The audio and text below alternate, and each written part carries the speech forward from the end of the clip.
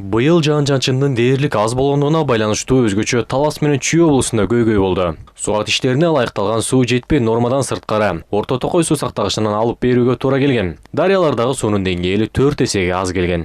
Биздин май айында суун аккан суулар жана дарыяларда нормадан 4 эсе аз болду.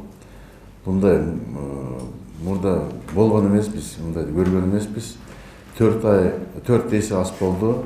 Ал эми 21 жылы билесиз, абдан оор жыл болгон, абдан көп митингдер болгон. Ошо жылга салыштырмалуу 2 эсе аз болду.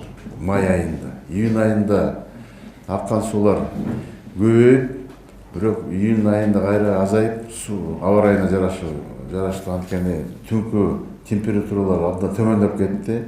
Ошо июнь айында кайра суулар азайып, июль айдын 5-6-ларына кайра көбөйүп, бүгүнкү күнү суун нормага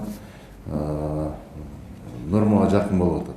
Мындан улам аталган суу сактагычтын суусу эрте эле азайган. Муну толук түшүнбөстөн айрым жарандар коңшу Казакстанга сатып жатат деген жалган маалыматтарды тараткан. Бирок аларга сатмак түгүл, өлкөдөгү сугат жерлерге жетпей калуу коркунучу пайда болуп турган.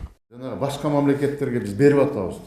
Эми билбейм силер кандай түшүнөсүңөр. Биз деген эми мындай айтканда ар бири жаран, биз кыргыз жаран болгон. Өзүбүздүн мамлекеттин только кызыкчылыгын ойлойбуз.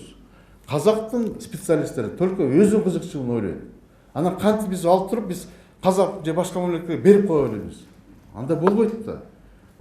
Бизди тура түшүнгүлө, бизге эмнеге силер бизди кээ бир журналисттер душман кыласыңар? Биз эмнеге өзүбүздүн элибизге душманбызбы? Же өзүбүздүн элибизге бербейбизби? Биз биринчи өзүбүздүн элибизди жеткизип бергенден кийин арам башка мамлекетке беребиз. Эми башка мамлекет ошондой кылбайт беле. Алар деле биринчи өзүн ойлойт, анан кийин берет да.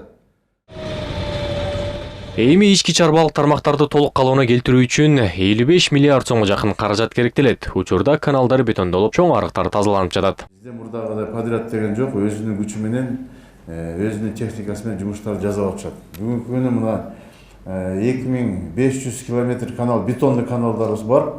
2022 жылы 189 километрди оңдоп чыктык. Быйыл 168 километр оңдойбуз. Ошо жылына бетонду оңдосок, 2030 жылдары биз өзүбүздүн баланста турган объекттерди оңдоп бүтөбүз. Жер нобунда каналдар 3383 километр.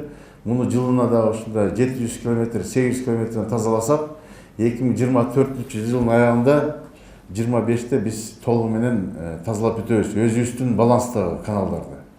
Гидротехник курмалар мына 7670, ошону жылына биз оңдоп турсак, 2026 жылына ана чейин оңдоп бүтөбүз план боюнча. Август айын ортолоп, Суатка берилүүчү суу акырындап токтойт. Азыр Чүй облусунун астыңкы бөлүктөр айдоо аянтына берилүүдө. Ал жерде капуста, болгар калемпери сыяктуу жер жемиштер айдалып, аларга берилүүдө. Быйылкы сугат иштеринде суу тартыш болбойт. Асылбек Баялиев, Руслан Бараненко, ЛТР, Бишкек.